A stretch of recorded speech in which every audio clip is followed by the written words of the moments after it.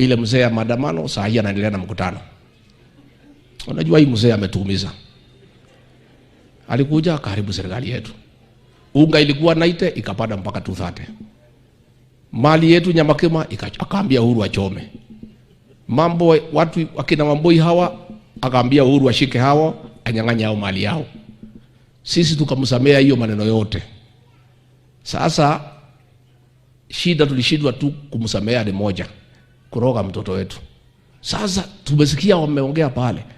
Ile dada yetu ya Gachagua anaongea tu, hii mzee amekoroga yeye tena. Huyu mzee atasubua Kenya for how long? Na mimi nilimwambia Uhuru rafiki yangu.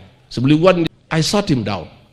Kamwambia Your Excellency, hii barabara nataka kupeleka sisi ni ngumu. Watu wetu hawezi kubali. Na huyu mzee boss hawezi badilika. Akasema hapana, hii mtu amebadilika, amekuwa mzuri. Nikamwambia hii mtu tangu zamani akiingia pahali anaharibu.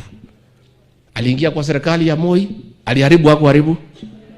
Akaingia kwa Kibaki, aliharibu hapo haribu. Akaingia Uhuru, aliharibu hapo haribu.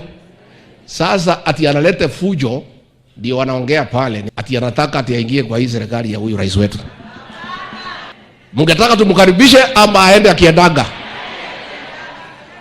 Unajua ambiwe you can fool some people sometime, but you cannot fool all the people all the time. Hiyo maneno yake tunaijua.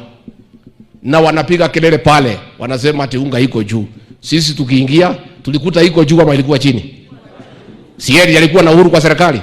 Sasa anatukemea ati iko juu. Yeye hawa ndio walipandisha unga. Sasa nasema ati yeye alishinda uchaguzi, ati hapa kwa mlima ati ndio alikuwa namba 1. Sasa mimi nimesikiza hiyo mzee. I think we need some help. Kwanza huyo dada yetu vile anaongea, Waiguru, I don't know what you do. Our sister, she's had some iko maneno. Si unaelewa?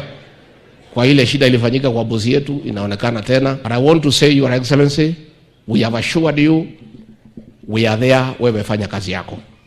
Tutengenezee uchumi, tengeneza kilimo, tengeneza biashara ukisaidiwa nao mawaziri. Hii maneno ya hiyo mzee na dada yetu uachie sisi. Kuna vile tutaambiana na hao along the way.